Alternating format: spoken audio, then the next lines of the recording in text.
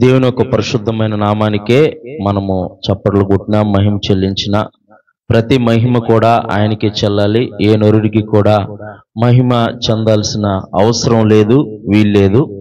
మరి దేవుని యొక్క కృపను బట్టి ఈ రాత్రికాల సమయంలో దేవుడు మనకిచ్చిన అవకాశాన్ని మనం సద్వినియోగం చేసుకుందాం. సమయం లేదు గనక త్వరగా మరి వాక్యంలోకి వెళ్దాం. పరిశుద్ధ గ్రంథంలో నుంచి ప్రకటన గ్రంథము కొత్త నిబంధనలో చివరి పుస్తకము ప్రకటన గ్రంథము. చివరి పుస్తకము బైబిల్లో చివరి పుస్తకము ప్రకటన గ్రంథము. రాసుకునేవారు ఎవరైనా ఉంటే రాసుకోండి. చివరి పుస్తకము ప్రకటన గ్రంథము 16వ అధ్యాయము 16వ వచనం. ఇదిగో నేను దొంగవలే వచ్చుచున్నాను, తాను దిగంబరుడిగా ఆచరించుచున్నందున జనులు తన దిశములను చూతురేమో అని మెలకుగా ఉండి తన వస్త్రమును కాపాడుకొనివాడు ధన్యుడు. ప్రార్థన చేసుకుందాం. కనికరు పూనుడా, గొప్ప దేవా, ఈ రాత్రికాల సమయంలో నాయన మనుషులు మాట్లాడితే ప్రయోజనం లేదు కానీ తండ్రి ప్రభా, అయా జీవము గల నీ వాక్కు ద్వారా తండ్రి ప్రభా మేము ఆదరించబడతాము. అయా మీరు మాట్లాడితే మా జీవితాలు కట్టబడతాయి, మీరు మాట్లాడితే మా జీవితాలు వెలిగించబడతాయి. అయా యెహోవా మాటలు పవిత్రమైనవి నాయన, అవి తెలివి లేని వారికి తెలివిని దయచేస్తాయి నాయన.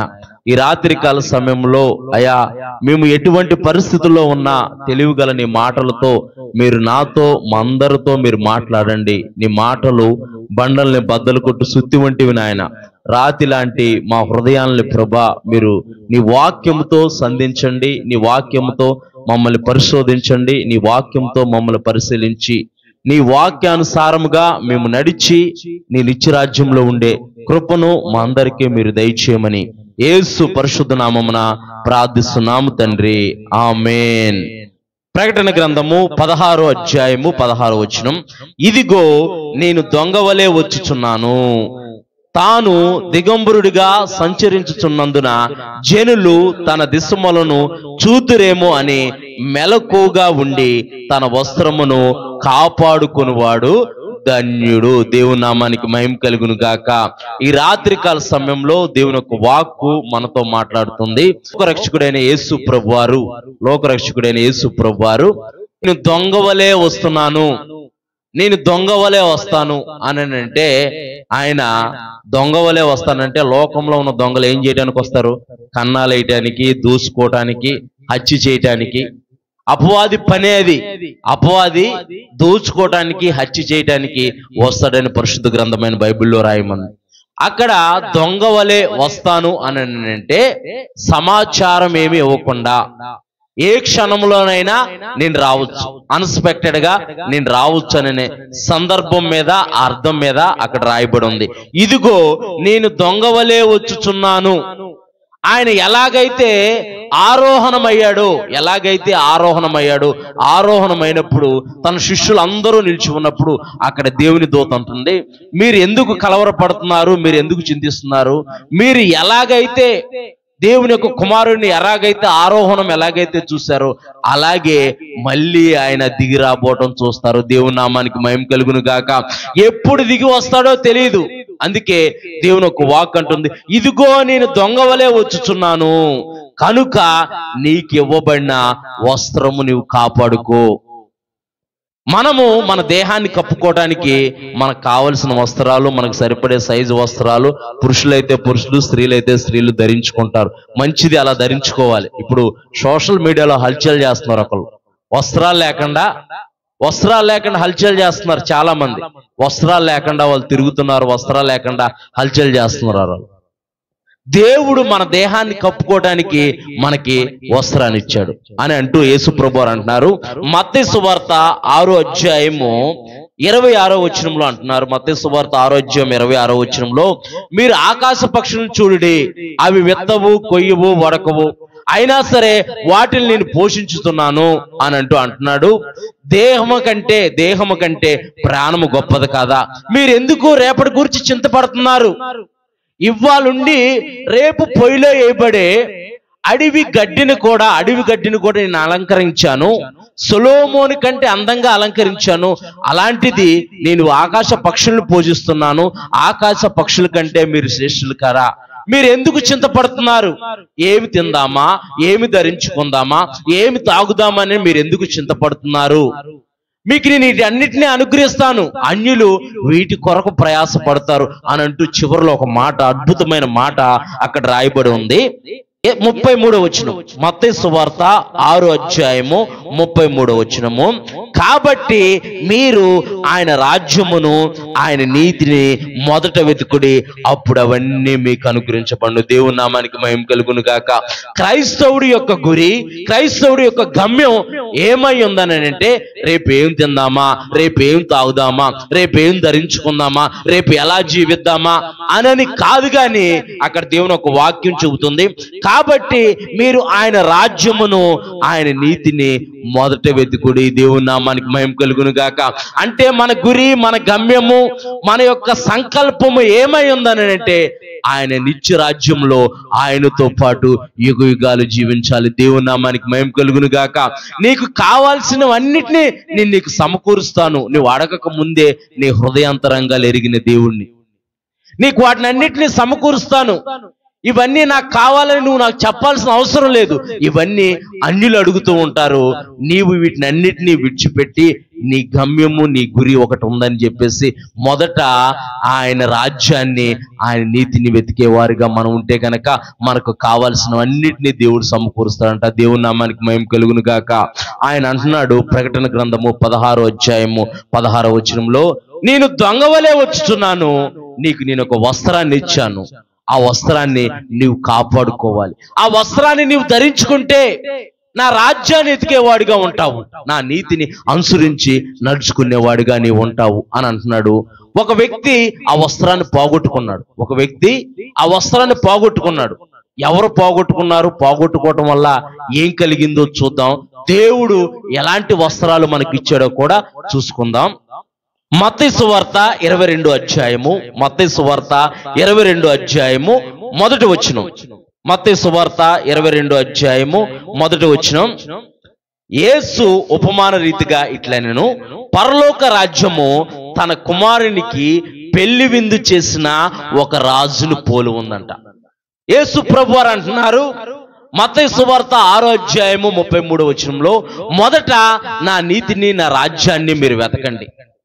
నేను వచ్చుచున్న వాడిని, త్వరగా వస్తున్నాను, దొంగవలే వస్తున్నాను కాక మీకు వస్త్రాలు ఇవ్వబడ్డాయి, మీ వస్త్రాన్ని మీరు కాపాడుకోండి. ఆయన శరీర రీతిగా మాట్లాడుతూ కూడా ఆత్మానుసారంగా తన యొక్క వాక్య ప్రత్యక్షతను మనకు అనుగ్రహిస్తున్నాడు. దేవుని నామానికి మహిమ కలుగును గాక.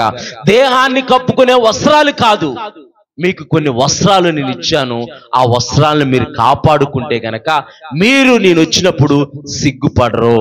అదే ప్రకటన గ్రంథం 16వ అధ్యాయం 16వ వచనంలో రాయబడింది. ఒకవేళ నీ వస్త్రాన్ని పోగొట్టుకుంటే గనక దిగంబరిగా ఉంటావు, సిగ్గుపడతావు, అనేకులు ఎదుట నీవు అవమానపడతావు అంటున్నాడు. ఇక్కడ ఒక వ్యక్తిని మనం చూద్దాం. మత్తయి సువార్త 22వ అధ్యాయం 1వ వచనంలో యేసు ఉపమాన రీతిగా ఇట్లెన్ను, పరలోక రాజ్యము తన కుమారునికి పెళ్లి విందు చేసిన ఒక రాజును పోలి ఉంది. దేవుని యొక్క రాజ్యాన్ని ఉపమాన రీతిగా చెబుతూ అక్కడ అంటున్నారు, పరలోక రాజ్యము ఒక రాజు తన కుమారునికి పెళ్లి విందు చేయబడిన విందును పోలి ఉందంట. దేవుని రాజ్యంలో అంటే దేవుని యొక్క రాజ్యంలో సంతోషము, సమాధానం ఉంటుంది. దేవుని నామానికి మహిమ కలుగును గాక. అంటూ ఆ యొక్క పెళ్లి విందుకి మత్తయి సువార్త 10వ అధ్యాయం నుంచి గనక మనం చూస్తే గనక, ఆ దాసులు రాజమార్గములకు పోయి చెడ్డవారినేమి మంచివారినేమి తమకు కనపడిన వారందరినీ పోగు చేశారంట. దేవుడు నీతిమంతుల మీదను అనీతిమంతుల మీదను సూర్యుడు ఉదయింపజేస్తున్నాడు. నీతిమంతుల మీదను అనీతిమంతుల మీదను తన వర్షాన్ని కుమ్మరిస్తున్నాడు. దేవుని నామానికి మహిమ కలుగును గాక. ప్రతి ఒక్కరికి అవకాశం ఇస్తున్నాడు మారాలని. ప్రతి ఒక్కరూ నిజ దేవుడు తెలుసుకోవాలని ప్రతి ఒక్కరికి అవకాశం ఇవ్వబడుతుంది. వారికి ఇవ్వబడిన సమయంలోనే వారు నిజ దేవుడైన యేసు ప్రభు వారిని, లోకరక్షకుడైన యేసు ప్రభువాన్ని, సృష్టికర్త అయిన యెహోవా తండ్రిని వారు తెలుసుకొని వారి జీవితాలు సమర్పించుకుంటే గనక వారు యుగయుగాలు దేవుని యొక్క రాజ్యంలో జీవిస్తారు. దేవుని నామానికి మహిమ కలుగును గాక. ఇక్కడ ఆ యొక్క రాజు యొక్క దాసులు రాజు మార్గానికి పోయంట చెడ్డవారినేమి మంచివారినేమి తమకు కనపడిన వారందరినీ పోగు చేశారంట. అంటే మంచోళ్ళని పోగు చేశారు, దేవుని కొరకు నమ్మకంగా జీవించిన వారిని కూడా పోగు చేశారు. మంచివారిని చెడ్డవారిని పోగు చేసి ఆ పెళ్లి విందుకి తీసుకొచ్చారండి. పెళ్లి విందుకి తీసుకొచ్చిన తర్వాత అందరూ ఆ పెళ్లి విందులో ఆనందంగా సంతోషంగా ఉంటున్నారు. ఈ లోపల రాజు ఏం చేశాడంటే అసలు పెళ్లి విందుకి ఎంతమంది వచ్చారు, ఎలాంటి వారు వచ్చారని పరిశీలన చేద్దామని చెప్పేసి రాజుగారు నడుచుకుంటూ వస్తా ఉంటుంటే అక్కడ పెళ్లి విందు జరుగుతూ ఉంది. పెళ్లి విందు జరుగుతూ ఉంటుంటే ఏం జరిగిందో చూద్దాం. 11వ వచనం. రాజు కూర్చున్న వారిని చూడ లోపలికి వచ్చి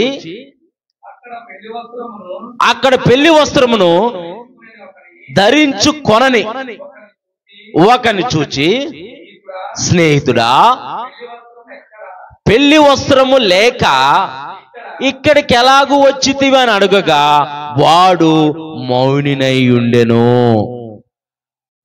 చెడ్డవారిని మంచివారిని ఆ పెళ్లి విందుకి ఆహ్వానించారు.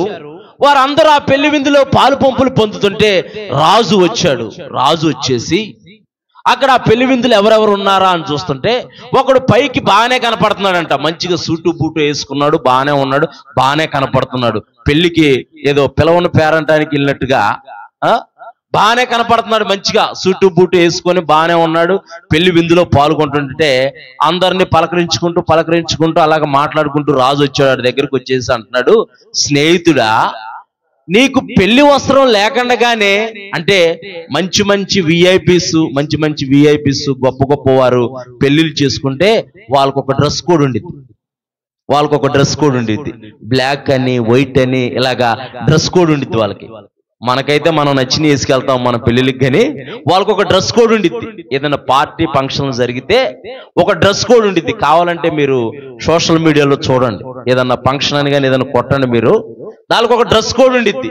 ఆ డ్రెస్ కోడ్ లోనే రావాలి, ఆ డ్రెస్ కోడ్ లోనే వారు రావాలి. బ్లాక్ అయితే బ్లాక్, ఎలాంటి డ్రెస్ అయినా వేసుకుంటారు, బ్లాక్ కలర్ డ్రెస్. వైట్ అయితే వైట్. మనం ఆదివారం మందిరానికి వచ్చేటప్పుడు దేవుని యొక్క సంస్కారంలో మనం పాలు పంపులు పొందుకుంటే చాలా మంది వైట్ కలర్ డ్రెస్ వేసుకొని వస్తారు. అలాగా ఒక డ్రెస్ కోడ్ ఉండిద్ది. ఇక్కడ ఆడు మంచిగా సూటు బూటు వేసుకొని బాగానే వచ్చాడు. వచ్చిన తర్వాత రాజు చూసి అడుగుతున్నాడు, స్నేహితుడా నీవు పెళ్లి వస్త్రం లేక ఇక్కడికి ఎలాగొచ్చావు అని అంటే ఆ వ్యక్తి మౌనునై ఉన్నాడంట. అమ్మా నీకు పాస్ ఉందమ్మా రావటానికి అని అడిగావు అనుకో, ఉందండి నాకు పాస్ ఉంది అందుకే నేను వచ్చాను, నన్ను పిలిచారండి అందుకే నేను వచ్చానని చెప్పి మనం ఏదో ఒక మాట చెబుతాం. వాడు మౌనినై ఉన్నాడంట. అంటే మౌనం దేనికి అంగీకారం? మౌనంగా ఉంటే ఏంటి? ఎవరన్నా మనల్ని అడిగారనుకో, నువ్వు ఈ తప్పు చేసావా అవునా కాదా అని మనల్ని అడిగారనుకో, మనం మౌనంగా ఉన్నావు అనుకో చేసావని అర్థం. అదే మనం చేయలేదనుకో, నువ్వు చూసావా నేను చేయటం నువ్వు చూసావా, లేకపోతే ఎవరైనా చెప్పారా నీకు, చెప్పిన వాళ్ళు పిలిపించు అడుగుదాం, ముందు చెప్పిన వాళ్ళు పిలిపించు అని అంటాం. ఇక్కడ దేవుడు అంటున్నాడు, రాజు అంటున్నాడు, స్నేహితుడా నువ్వు పెళ్లి వస్త్రం లేకుండా ఎలా వచ్చావు ఇక్కడికి అని అడుగుతుంటే అతడు మౌనినై ఉన్నాడంట. నేను అనుకుంటున్నాను, ఇది ధ్యానించేటప్పుడు నేను అనుకుంటున్నాను, ఆ వ్యక్తికి వస్త్రాలు ఇవ్వబడ్డాయి, దేవుడు వస్త్రాలు ఇచ్చాడు, ఆ వస్త్రాలు పోగొట్టుకున్నాడేమో ఆ వ్యక్తి. అందుకే మౌనై తలదించుకొని మౌనుగా ఉన్నాడు, ఏమీ సమాధానం చెప్పలేక. దేవుడు తన స్వరూపమందు తన పోలిక చొప్పున ఆయన ఆదామును అవ్వను సృజిస్తే దేవుడు చేయవద్దన్న పని చేసి ఆజ్ఞ అతిక్రమమే పాపము. దేవుడు ఒక ఆజ్ఞ పెడితే ఆజ్ఞ ఆదాము అవ్వ మీరితే దేవుని ఒక స్వరాన్ని విని ఆదాము వెళ్ళిపోయి చెట్టు చాటును దాక్కుంటే దేవుడు వచ్చి ఆదామా ఎక్కడున్నావంటే నీ స్వరాన్ని విని నేను చెట్టు చాటును దాక్కున్నాను, నాకు భయం వేసింది, నేను సిగ్గు తెలుసుకున్నాను, నేను భయపడుతున్నాను అంటే సరే నా ముందుకు రా అని అంటే ఆకుల్ని కట్టుకొని వారు ముందుకు వచ్చినప్పుడు ఎవరు నీకు ఇది ఎవరు చెప్పారు, ఏంటి కథ ఏంటి, అసలు ఇదంతా ఎలా జరిగిందని అడిగితే ఏదో ప్రభువా బుద్ధి గడ్డి తినండి, తప్పు అయిపోయింది ప్రభువా, తెలియక చేసావు క్షమించు ప్రభు అంటే ఎలాగుండేదో. ఒకవేళ ఆయన ఎందుకనంటే ఆయన క్షమించుటకు సిద్ధ మనసు గలవాడు. దేవుని నామానికి మహిమ కలుగును గాక. అలా చెప్పలేదు. అదే నువ్వు నాకు అనుగ్రహించావు కదా, నువ్వు నా కోసం చేసావు కదా, మొత్తం ఈ అవ్వమ్మే చేసిందని అన్నాడు. ఈ అవ్వమ్మే చేసింది మొత్తం అంతా అని చెప్పేసి ఆమె మీద వేసేసాడు తప్పు. ఇక్కడ మౌనినై ఉన్నాడు, అతడు మౌనినై ఉన్నాడు. మౌనినై ఉంటే అతని జీవితంలో ఏం చేస్తున్నాడో చూద్దాం ఒకసారి. చదువు. అంతటా రాజు విని ఏంటి పెళ్లి వస్త్రం లేకపోతేనా? పెళ్లి వస్త్రం లేకపోతే వాడు సమాధానం చెప్పకపోతే కాళ్ళు చేతులు కట్టి వెలుపటి చీకటిలోనికి త్రోసివేయుడని అక్కడ ఏడ్పును పళ్ళు కొరుకును ఉండునని పరిచారకులతో చెప్పను. ఏ దాసులైతే వారిని తీసుకొచ్చారో వీరు పెళ్లి మహోత్సవంలో పాల్గొన్నారు. అక్కడ ఒకడు ఉన్నాడు, పెళ్లి వస్త్రము లేని ఒక వ్యక్తి ఒకడు ఉన్నాడు. ఆయన దగ్గరికి రాజు వచ్చి పెళ్లి వస్త్రం ఏది, పెళ్లి వస్త్రం ధరించుకోకుండా నువ్వు ఎందుకు వచ్చావు అని అంటే, పైకి మంచిగానే ఉన్నాడు, పైకి మంచిగా సూటు బూటు వేసుకొని మంచిగానే ఉన్నాడు. కానీ దేవుడు హృదయాంతరంగాలు ఎరిగే దేవుడు. దేవుని నామానికి మహిమ కలుగును గాక. పైకి భక్తి గలవారిగా ఉండి దేవుని శక్తిని ఆశ్రయించట్లేదంట. దేవుని శక్తిని ఆశ్రయించకపోతే దేవుడి కార్యాలు ఎలా జరుగుతాయి వారి జీవితంలో? దేవుడి కార్యాలను వారు ఎలా పొందుకుంటారు?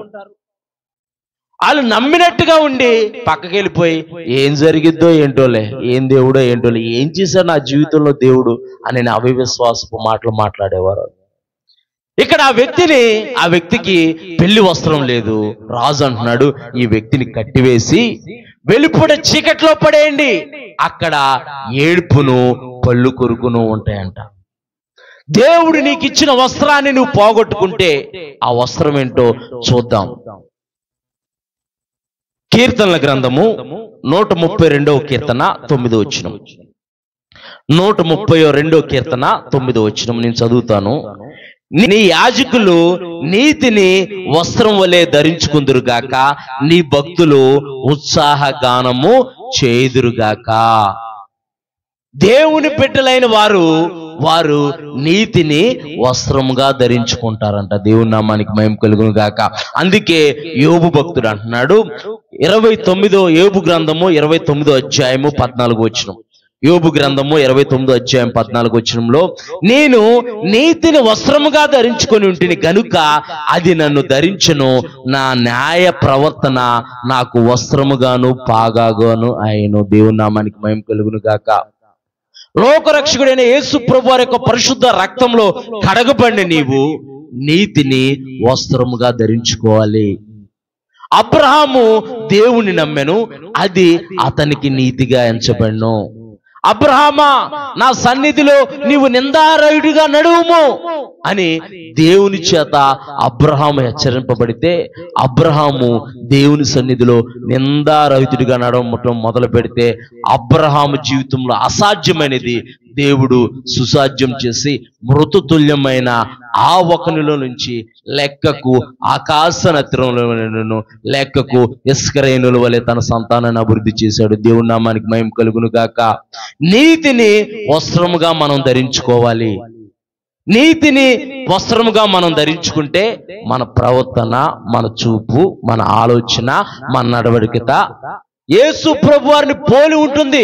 అందుకే పరిశుద్ధుడైన పౌలు అంటున్నాడు, నేను క్రీస్తును పోలి నడుచుకున్నట్లు మీరు నన్ను పోలి నడుచుకోండి. ఆయన పోలి నడుచుకునే వారిగా మనం ఉండాలి. అంటే మన చూపులో, మన మాటలో, మన ప్రవర్తనలో నీతి, యథార్థత కనపడాలి. లోకంలో ఇప్పుడు అది కనపడుతుందా అని అంటే, క్రైస్తవులు అనబడేవారు ఎందుకు దూషించబడుతున్నారు అని అంటే, క్రైస్తవులు అనేవారు ఎందుకు అవమానించబడుతున్నారు అని అంటే, వారు ఆదివారం ఒక్కరోజే క్రైస్తవులా కనపడుతున్నారు, మిగతా రోజుల్లో క్రైస్తవులా కనపడట్లేదు. వారు న్యాయంగా ఉండట్లేదు. న్యాయకర్త అయినా, న్యాయానికి అధిపతి అయినా దేవుని యొక్క స్వభావాన్ని వారు ధరించుకొని జీవించట్లేదు. మొట్టమొదటిగా దేవుడు మనకి నీతి అనే వస్త్రాన్ని ధరింపజేశాడు. దేవుని నామానికి మహిమ కలుగును గాక. ఇంకో వస్త్రాన్ని మనం చూద్దాం. అదే 132వ కీర్తన 16వ వచనం, 132వ కీర్తన 16వ వచనము. దాని యాజకులకు రక్షణను వస్త్రముగా ధరింపజేసేదను, దానిలోని భక్తులు బిగ్గరగా ఆనందం చేసేదరు. దేవుని నామానికి మహిమ కలుగును గాక. ఇంకో వస్త్రం ఏంటనంటే రక్షణ అనే వస్త్రం. ఈ వ్యక్తి ఆ యొక్క వివాహ మహోత్సవంలో, ఆ పెళ్లి విందులో నీతి అనే వస్త్రాన్ని కోల్పోయాడు, రక్షణ అనే వస్త్రాన్ని కోల్పోయాడు. ప్రియమైన దేవుని సంగమా, దేవుడు మనకిచ్చిన నీతి అనే వస్త్రము, రక్షణ అనే వస్త్రాన్ని మనం కోల్పోతే, ఆ రాజు అడుగుతున్నాడు, స్నేహితుడా, పెళ్లి వస్త్రం లేకే నువ్వు ఇక్కడికి ఎలా వచ్చావు? వీడిని కాళ్ళు చేతులు కట్టేసి వెలుపుట ఉన్న చీకటిలో వాడిని పడవేయండి, అక్కడ ఏడుపును పళ్ళు కొరుకును ఉంటాయి అని అంటున్నాడు. మరి దేవుడిచ్చిన వస్త్రాన్ని నువ్వు పోగొట్టుకునేవాడిగా ఉన్నావా, కాపాడుకునేవాడిగా ఉంటున్నావా? ఒకవేళ ఆయన ఇచ్చిన నీతి అనే వస్త్రాన్ని, రక్షణ అనే వస్త్రాన్ని మనం కాపాడుకుంటే కనుక ఆయన యొక్క నిత్యరాజ్యంలో ఉంటాం. ఆ వచనాలు కూడా మనం చూద్దాం.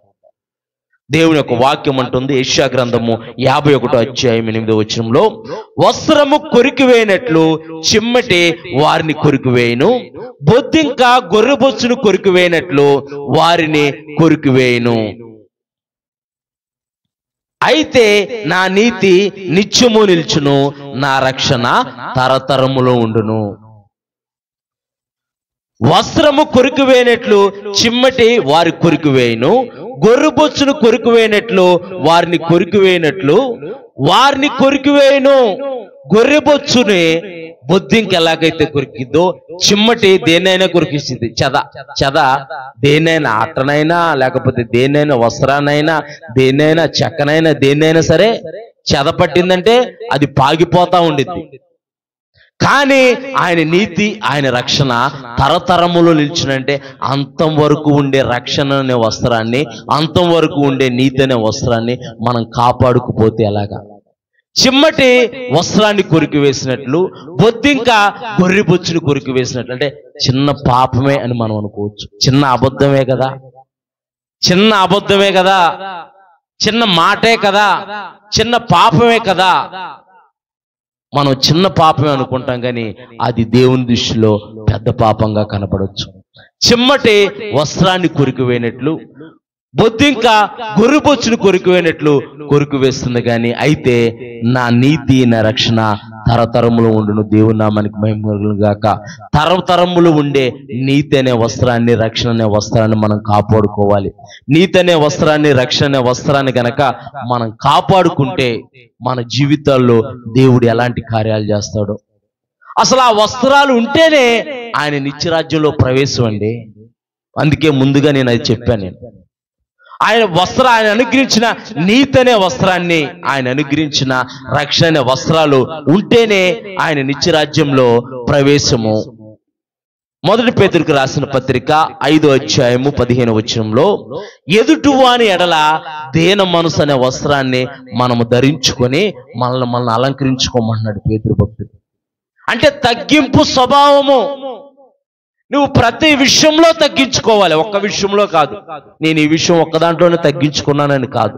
ఒకవేళ నీవు నీతి అనే వస్త్రాన్ని ధరించుకుంటే, రక్షణ అనే వస్త్రాన్ని ధరించుకుంటే, ఆటోమేటిక్గా మనసు అనే వస్త్రాన్ని నీవు ధరించుకొని, దాన్ని అలంకరించుకొని, దానికి అనుగుణంగా నీవు నడుచుకుంటావు. దేవుని నామానికి మహిమ కలుగును గాక.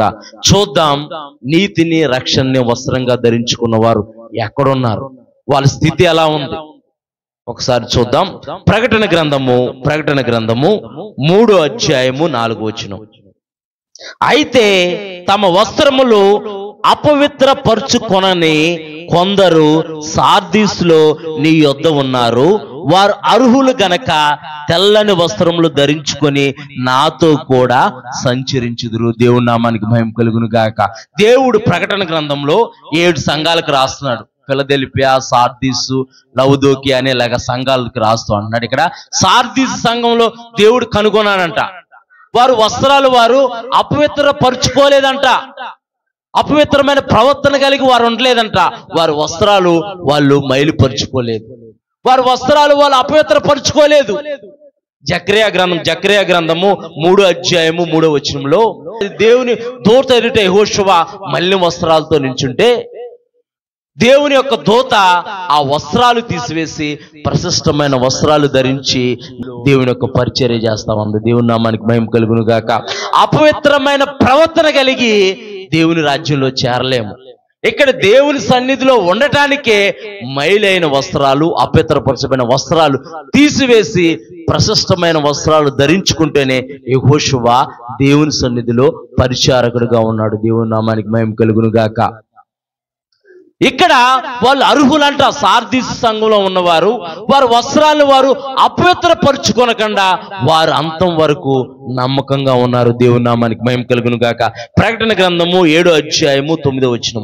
ప్రకటన గ్రంథము 7:9 అటు తర్వాత నేను చూడగా ఇదిగో ప్రతి జనంలో నుండి, ప్రతి వంశంలో నుండి, ప్రజల్లో నుండి, ఆయా భాషలు మాట్లాడు వారిలో నుండి వచ్చి, ఎక్కడి నుంచి అంట? ప్రతి వంశంలో, ప్రతి జనములో, ప్రతి భాషలో, ఆయా భాషలో మాట్లాడే వారు అందరిలో నుండి వచ్చి ఎవడను లెక్కింపజాలని ఒక గొప్ప సమూహం కనబడును. వారు తెల్లని వస్త్రాలు ధరించుకున్న వారై ఖర్జూరపు మట్టలు చేత పట్టుకొని సింహాసనం ఎదుటను గొర్రెపిల్ల ఎదుటను నిలువబడ్డారంట. దేవుని నామానికి మహిమ కలుగును గాక. వారు ఎక్కడ నిలబడ్డారు? దేవుని యొక్క రాజ్యంలో, దేవుని యొక్క సమూహంలో వారు నిలబడ్డారు. వారు అపవిత్రమైన ప్రవర్తన కలిగి వారి వస్త్రాలను అపవిత్రపరుచుకోలే. వారు అపవిత్రపరుచుకోకుండా వారు ఏం చేశారో చూద్దాం ఒకసారి. ప్రకటన గ్రంథము 7:13-14. ప్రకటన గ్రంథము 7:13-14 పెద్దల్లో ఒకడు తెల్లని వస్త్రములు ధరించుకున్న వీరెవరో ఎక్కడి నుండి వచ్చితురని నన్ను అడిగాను. అందుకు నేను, అయ్యా నీకే తెలియననగా అతడు ఇలాగూ నాతో చెప్పును, వీరందరూ మహాశ్రమంలో నుండి వచ్చిన వారే గొర్రెపిల్ల రక్తములో తమ వస్త్రములు ఉతుక్కున్నారు. దేవుని నామానికి మహిమ కలుగును గాక అని తెలిపాడంట. ఆ దూత చెబుతుంది, వీరికి ఇవ్వబడిన నీతి అనే వస్త్రాన్ని, వీరికి ఇవ్వబడిన రక్షణ అనే వస్త్రాన్ని వీరు ధరించుకొని వీరు ప్రతి విషయంలో తను తాను తగ్గించుకొని దీన మనసు అనే వస్త్రాన్ని వారు ధరించుకొని అంతం వరకు శ్రమలు వచ్చినా, కష్టం వచ్చినా, నష్టమైన, వేదనైన, బాధనైనా, అనారోగ్యమైన ఏదైనా సరే మహాశ్రమల గుండా వారు వెళ్ళి వారి వస్త్రాలు గొర్రెపిల్ల రక్తం అంటే యేసు ప్రభువారి రక్తంలో ఉతుక్కొని వారు అంతం వరకు నమ్మకంగా ఉండి దేవుని సమూహంలో, దేవుని యొక్క రాజ్యంలో వారు ఉన్నారంట. దేవుని నామానికి మహిమ కలుగును గాక. ప్రియమైన దేవుని సంగమా, శ్రమలు, కష్టాలు, వేదనలు, బాధలు వస్తా ఉంటాయి, పోతా ఉంటాయి. ఎప్పుడు చెప్పే ఒక మాట, కష్టాలు చుట్టాలంటే వస్తా ఉంటాయి, పోతా ఉంటాయి. ఎప్పుడు స్థిరంగా మనల్ని అంటి పెట్టుకుని నువ్వంటే నాకు ఇష్టం జకరియా అని నాతో ఉండవు, ఎవరితో ఉండవు. కష్టాలు చుట్టాలు అంటే అవి వస్తా ఉంటాయి, పోతా ఉంటాయి. వీళ్ళు మహాశ్రమల గుండా ప్రయాణం చేశారు. ఈ సార్దీసు సంఘంలో ఉన్నారు వారు వస్త్రాలను వారు ఏమాత్రము అపవిత్రపరచుకోలేదంట. దేవుడు వారిని దృష్టించి చూస్తున్నాడు. వారికి ఎన్ని శ్రమలు వచ్చినా, ఎన్ని బాధలు వచ్చినా, ఎన్ని కష్టాలు వచ్చినా, కొద్ది చిన్నపాటి శ్రమలకే, కొద్ది చిన్నపాటి సమస్యలకే దేవుణ్ణి విడిచిపెట్టేది ఎలాగా? దేవుడు ఏమీ చేయలేదంటే ఎలాగా? మనం బ్రతికి ఉన్నామంటే ఆయన కృప, మనం ఊపిరి తీసుకొని వదులుతున్నామంటే ఆయన కృప, మనం ఆరోగ్యంగా ఉన్నామంటే ఆయన కృప. ఆయన కృప మనతో లేవంటే మనం ఆ గోతులో ఉంటాం. అందుకే దావీదు భక్తుడు అంటున్నాడు, నిన్ను సజీవులే కదా స్తుతిస్తారు, మృతులు ఎలా స్తుతిస్తారు నిన్ను? నీవు నన్ను సజీవుడిగా ఉంచావు గనక నీవే నా ఆశ్రయదుర్గము, నీవే నా కోట, నా కొండ అని చెప్పేసి గాన ప్రతిగానాలతో దేవుని స్తుతిస్తున్నాడు. ప్రియమైన దేవుని సంగమా, వచ్చుచున్నవాడు త్వరగా వస్తున్నాడు. ఆయన యొక్క రాకడ సమీపంగా ఉంది. ప్రపంచంలో అంతిమ గడియలు మోగబోతున్నాయి. దేవుని యొక్క వాక్యం చెప్పబడినగా ప్రవచనాలు నెరవేర్చబడుతున్నాయి. అంత్య దినములందు ఆయన ఆత్మ సకల జనుల మీద కుమ్మరిస్తానంటున్నాడు. ఆయన ఆత్మను కుమ్మరిస్తున్నాడు. ఆయన ఆత్మను మనం పొందుకొని, ఆయన గుణగణాలను మనం పొందుకొని, మనకు అనుగ్రహించబడిన నీతి అనే వస్త్రాన్ని, రక్షణ అనే వస్త్రాన్ని మనం కాపాడుకోవాలి. మనం కాపాడుకుంటే గనక ఆ నిత్యరాజ్యంలో ప్రవేశం ఆ యొక్క వ్యక్తికి ప్రవేశించాడు, కానీ ఎలాగోలా చేసి ప్రవేశించాడు, కింద మీద పడి ఆ గుంపులో పోయి వెళ్ళిపోయి ప్రవేశించాడు. కానీ దేవుడు కనిపెట్టాడు, కాళ్ళు చేతులు కట్టేసి వెళ్ళిపోట బిలయం, చీకటి బిలయంలో పడేశాడు. అక్కడ ఏడుపును, పళ్ళు కొరుకుతుండే, ఇంకా కాలుతా ఉంటుంటే ఆ ఇరిటేషన్కి పళ్ళు కొరకపోతే నవ్వుతాడు అహిహి అని. పళ్ళు కొరకపోతే ఏం చేస్తాడు? ఆ బాధకి ఏడుస్తున్నాడు. అయ్యో, దేవుడిచ్చిన నాకు ఇచ్చిన ఈ వస్త్రాలు, నీతనే వస్త్రాన్ని, రక్షణ అనే వస్త్రాన్ని నేను కోల్పోయానే అని ఏడుస్తూ బాధపడుతూ ఏమి చేయలేని పరిస్థితిలో పొల్లు కొరుక్కుంటున్నాడు. మనం ఆ స్థితిలో ఉండాలని దేవుడు అనుకోవట్లేదు కనుకే ఈ రాత్రికాల సమయంలో ఆయన వాక్కు ప్రత్యక్షతో మనతో మాట్లాడుతున్నాడు. దేవుని నామానికి మహిమ కలుగును గాక. ఒక వచనం చూసుకుని ముగించుకుందాం, సమయం అయింది కనుక. ప్రకటన గ్రంథము 22వ అధ్యాయము 14వ వచనం. ప్రకటన గ్రంథం 22వ అధ్యాయం 14వ వచనంలో, ఒకవేళ ఆ గొర్రె పిల్ల యొక్క రక్తంలో వారి వస్త్రాలు ఉతుక్కుంటే గనక, వారంతం వరకు వారికి ఇవ్వబడిన నీతి అనే వస్త్రము, రక్షణ అనే వస్త్రాన్ని వారు కాపాడుకుంటే గనక వారికి దేవుడు ఎలాంటి అర్హత ఇచ్చాడో మనం చూద్దాం. ప్రకటన గ్రంథము 22వ అధ్యాయం 14వ వచనము, జీవవృక్షమునకు హక్కు గలవారై గుమ్మముల గుండా ఆ పట్టణంలోకి ప్రవేశించినట్లు తమ వస్త్రములు ఉతుకుకొనువారు ధన్యులా. ఉతుకుకొనని వారు ధన్యులా? ఉతుకుకొన్నవారు ధన్యులు. దేనికి హక్కుదారులు అంటే జీవవృక్ష ఫలాలకి. అక్కడ దేవుని యొక్క మాటను తునీకరించి అవ్వ, ఆదాము ఆ జీవవృక్ష ఫలాలు భుజించి వారు దేవునితో ఆనందంతో సంతోషంతో గడపాల్సింది పోయి అపవాది మాటలు విని, అంటే లోకం వైపు చూసి, లోకాశల వైపు చూసి, లోకంలో ఉన్నదంతా నేత్రాశ, శరీరాశ, జీవపుడంబము. అందుకే పరిశుద్ధ పౌలు అంటున్నాడు, లోకాన్ని నేను పెంటగా ఎంచుకున్నాను, వెనుక ఉన్న వాటిని మరిచి ముందున్న వాటి వరకు నేను వేగిరి పడుతున్నాను, పరిగెత్తుతున్నాను అంటున్నాడు. దేవుని నామానికి మహిమ కలుగును గాక.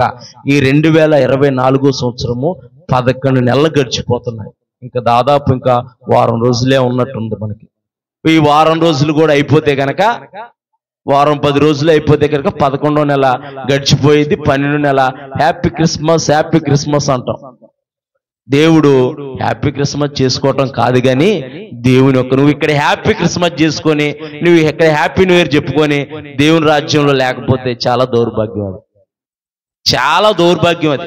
నువ్వు ఇక్కడ హ్యాపీ క్రిస్మస్ చేసుకొని కొత్త బట్టలు వేసుకొని అసలు కావాల్సిన వస్త్రాలు నువ్వు కోల్పోతే చాలా దౌర్భాగ్యం. ఇక్కడ అందుకే దేవుని ఒక వాక్యం అంటుంది, ప్రకటన గ్రంథము 22వ అధ్యాయం 14వ వచనము, జీవవృక్షముకు అవ్వ, ఆదాము జీవవృక్ష ఫలాలు తినకూడదని దేవుడు వారిని ఏదేను తోట నుంచి తరిమేశాడు. నువ్వు ఇప్పుడు దేనికి హక్కుదారుడు అవుతావంట? నువ్వు గొర్రెపిల్ల రక్తంలో గనక నీ వస్త్రాలు నువ్వు ఉతుక్కొని ఆయనకి, నీకు ఇవ్వబడిన, ఆయన నీకు ఇచ్చిన నీతి అనే వస్త్రాన్ని, రక్షణ అనే వస్త్రాన్ని నువ్వు కాపాడుకుంటేనంట, జీవవృక్షమునకు హక్కు గలవారై గుమ్మముల గుండా, ఆ పరలోకంలో 12 గుమ్మముల గుండా మనం ఆ పట్టణంలోకి ప్రవేశించినట్లు తమ వస్త్రములు ఉతుక్కున్న వారు ధన్యులు. దేవుని నామానికి మహిమ కలుగును గాక. మరి రాత్రికాల సమయంలో ఆ గొర్రెపిల్ల రక్తంలో, ఆ లోకరక్షకుడైన యేసు ప్రభువు రక్తంలో నీ వస్త్రాలను ఉతుక్కుంటావా? మరకలైపోయినా, మురికైపోయినా, మల్లిమైన నీ వస్త్రాలు ఆయన రక్తంలో నువ్వు ఉతుక్కుంటే గనక నీవు ధన్యుడు అవుతావు, జీవవృక్షానికి హక్కుదారుడు అవుతావని యేసు ప్రభువు వారిని పక్కనే నిలిచి ఉన్నారు. ఆయనకి అవకాశం ఇద్దామా ఈ రాత్రికాల సమయంలో? అవును ప్రభువా, నీవు నాకు ఇచ్చిన, మొదట్లో నేను బాప్టిజం తీసుకున్న మొదట్లో ఉజ్జీవంగా ఊగిపోయేవాడిని. అబ్బా, కరెక్ట్గా ఉండాలి, ఏది ఏమైనా సరే నేను న్యాయంగా ఉండాలి, ధర్మంగా ఉండాలి, నేను అబద్ధం ఆడకూడదు, నేను నీతిగా ఉండాలి, పాపం చేయకూడదని కొద్ది కాలం మనం ఊగిపోతూ ఉంటాం అనమాట. దేవుని యొక్క ఆత్మ మన మీదే ఉన్నట్టు ఊగిపోతూ ఉంటాం. మెల్లిమెల్లిగా శ్రమలో కష్టాలు రాగానే మెల్లిమెల్లిగా down down down down down అయిపోతాం.